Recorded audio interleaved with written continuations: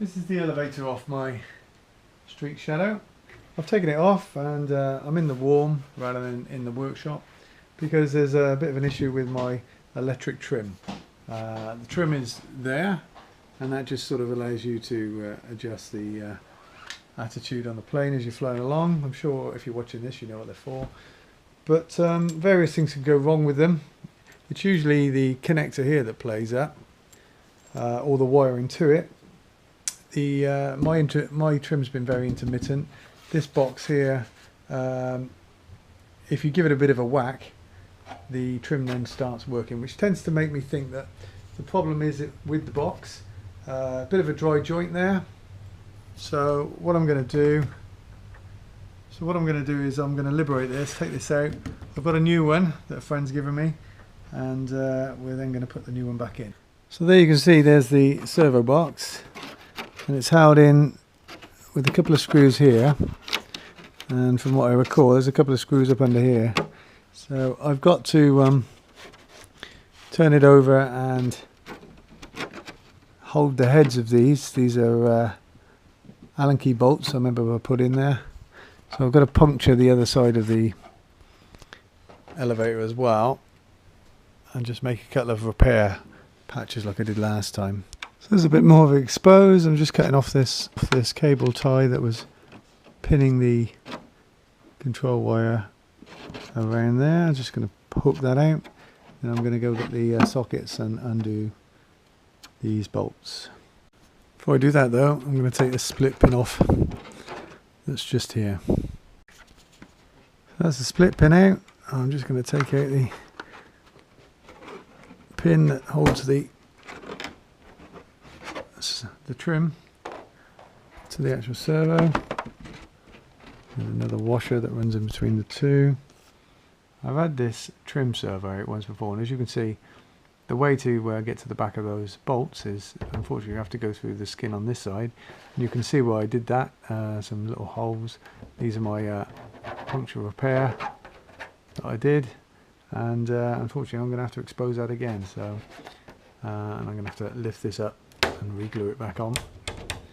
But let's just make some crisscrosses in there now. I took the step last time. These were Phillips head, and they rounded off quite easily. It was a bit of a pain, one of them, to get out. So I've put some Allen key or some socket head bolts in there, the dome ones as well, so that they're nice and rounded and they can't damage the fabric.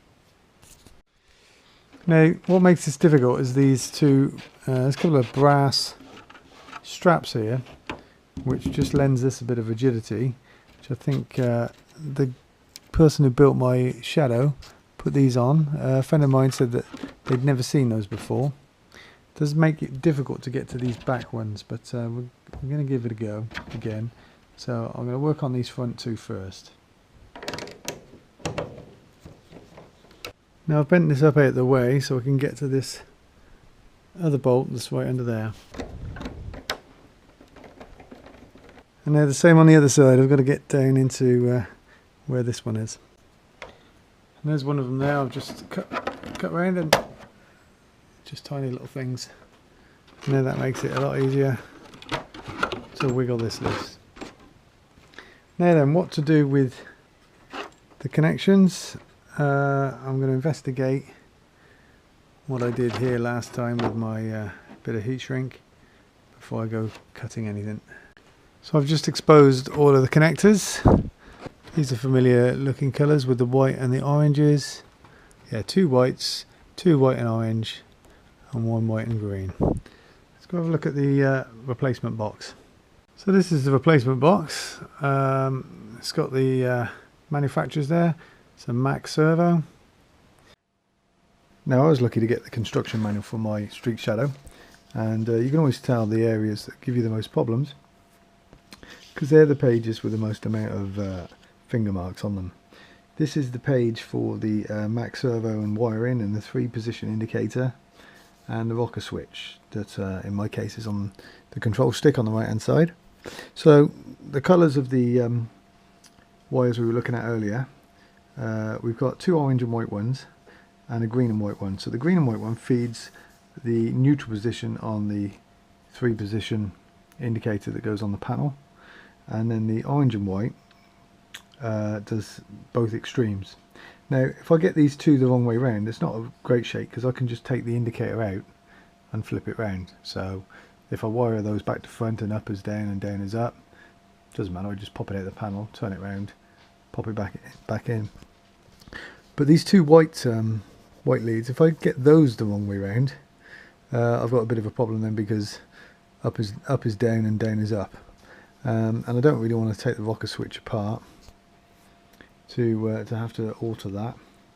So what I'm going to do is I'm going to take the lids off both of those servos, and I'm going to test them and do everything I can to make sure that these two white cables go the right way around.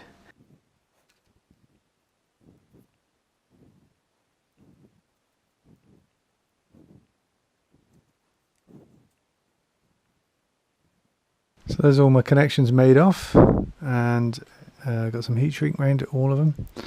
Now we're going to try and bind them all together and give them a bit of strength with some larger heat shrink.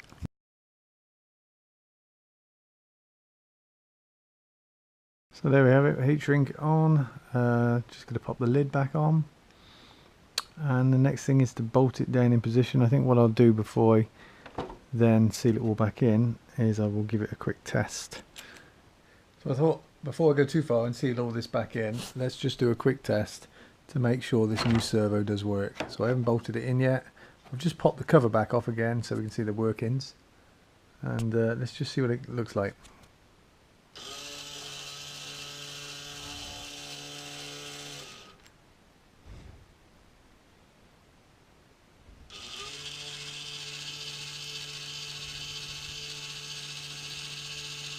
So there's the servo all back in place. It's all bolted up underneath here and here, and at the back there with this little brass straps.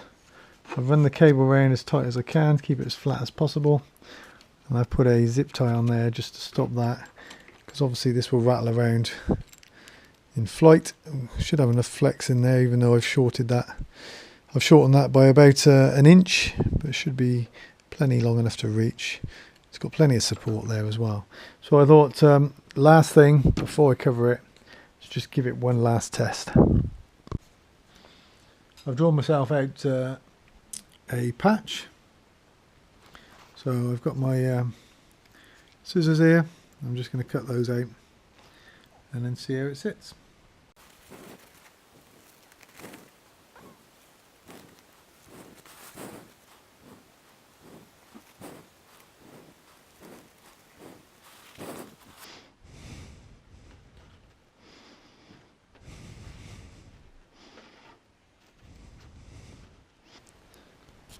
Right, so I think that'll do quite nicely.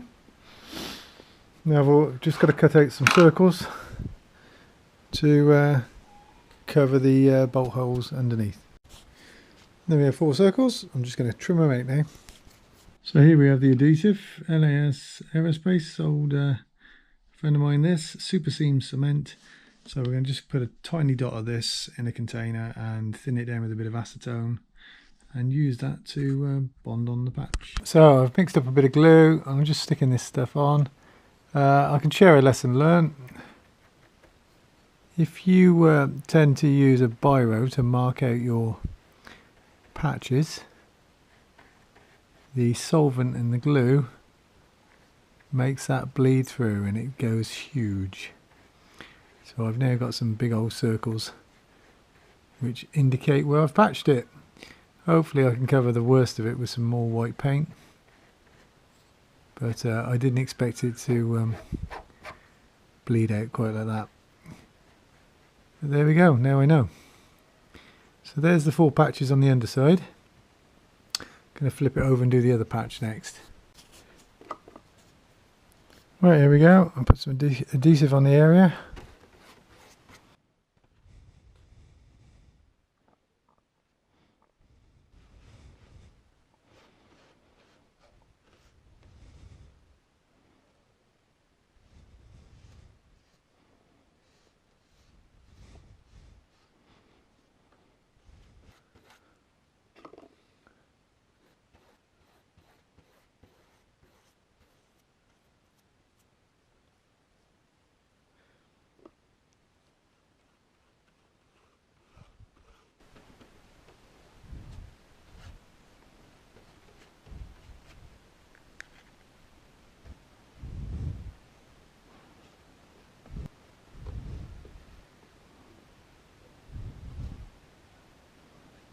So there's the end result.